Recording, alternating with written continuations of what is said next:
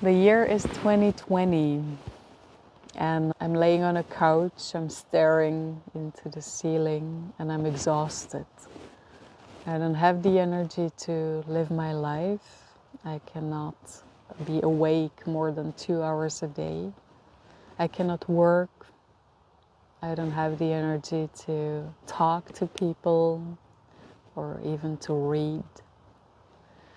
I'm down with Lyme disease and the chronic fatigue. And as I'm laying on the couch, I'm bathing in the feelings of despair, of anger, of hopelessness. I'm feeling like a victim. And at the same time, I'm judging myself for all the negative emotions. I can't see the way out of this. As a forest therapy guide, I know the incredible power of nature and of forests to heal. But I don't even have the energy to walk, to go into the forest. I also know that my body probably has the healing energy to self-heal. I just don't know how. And that very moment, something happens. What happens is a memory of me laying on a meadow, feeling the warm sunbeams on my face, and being in this timeless and totally free space. And I woke up from a yoga nidra session. And I remember this feeling of complete restoration, of this complete blissful, vital energy. And at the same time being connected and being one with everything on that meadow. With every grass, every little being that is there, with the sun, with the breeze, with the clouds.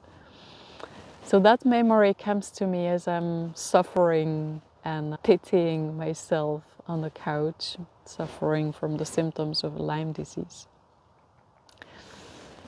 Well, I looked up how I can do yoga nidra just from a recording. I started to practice once or twice every day. And what I saw was how incredibly my energy was coming back. My body was so grateful for real rest, for this extremely deep relaxation, that it found its way to self-heal.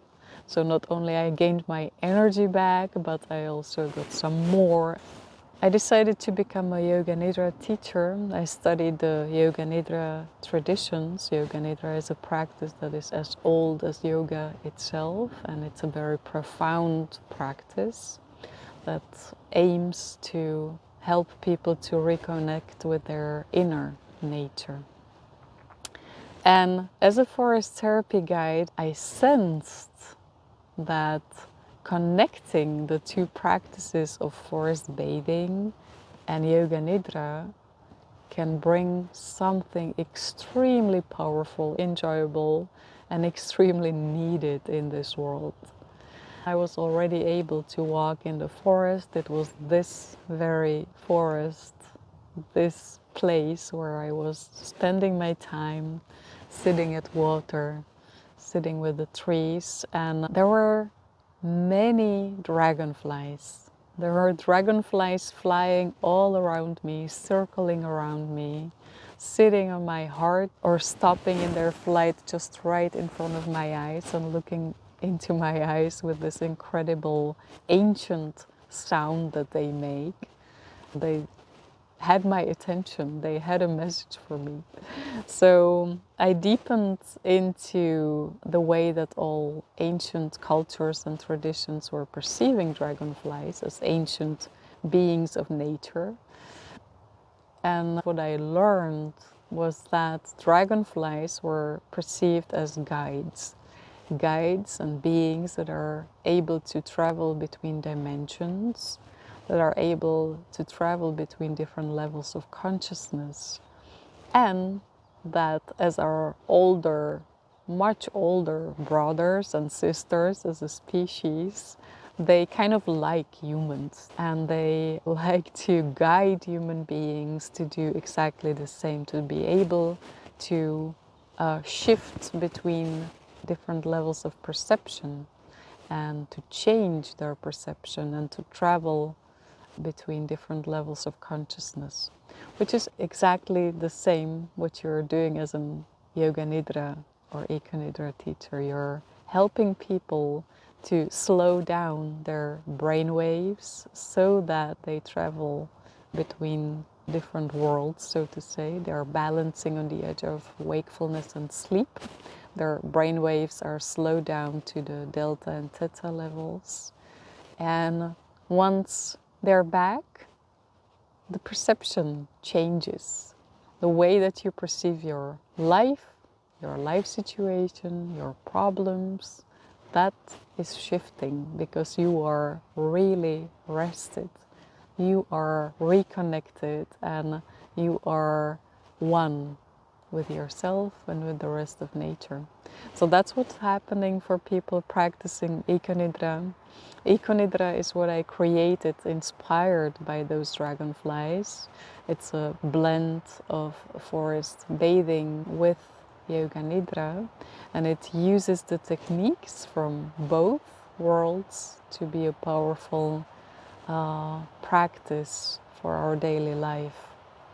And the dragonflies are, of course, a significant guide in this. I feel like the earth and the dragonflies whispered the practice of Econidra to me. I was just the one who was putting it from the invisible realm into the visible realm. I was testing it, I was asking my participants, and I created the Econidra teacher training. And at this moment we have about 150 certified Econidra teachers all around the world who are offering this practice to groups of people of all ages, all colors, all symptoms, to reconnect with themselves and with the rest of nature. And of course they are called dragonflies to honor the guides, to be the guides. So we are the dragonflies, Econidra teachers are the dragonflies. So that's the story of how Econidra emerged. Like I said, I feel that my body and my ability of human language were just the tools. It really was the earth and maybe even the Lyme disease that created this. Without the Lyme disease, there would be no Econidra, the art of transformative relaxation. If you would like to experience Econidra, feel free to contact one of the dragonflies. And if you would like to become a dragonfly, you're welcome to join the training and become a certified Econidra teacher to help reconnect humans with the earth. Thank you so much.